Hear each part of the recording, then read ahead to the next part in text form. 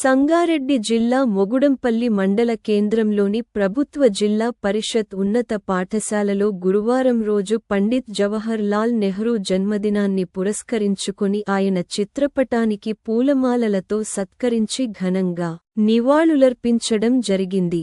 ఈ కార్యక్రమంలో స్థానిక ప్రధానోపాధ్యాయులు వెంకటేశం మరియు ఉపాధ్యాయ బృందం వారు ప్రకాష్, మయూరి, అనిత, శ్రీవాణి, శైలజ, అనురాధ, కీర్తి, శోభ, నర్సింగ్ పవర్, జైపాల్ ప్రసాద్, నరసింహారెడ్డి, సాదానంద్ రావు, నజీర్ షరీఫ్ మరియు విద్యార్థులు పాల్గొనడం జరిగింది.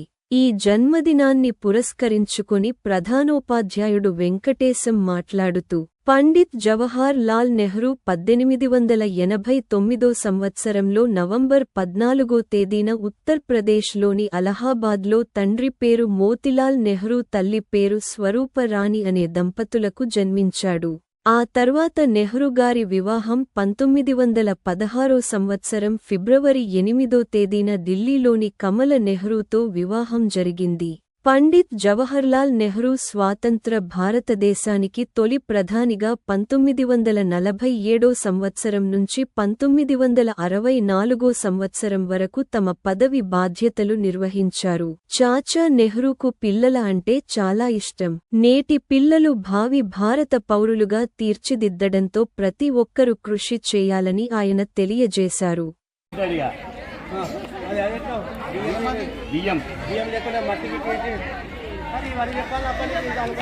మట్టి కాదు.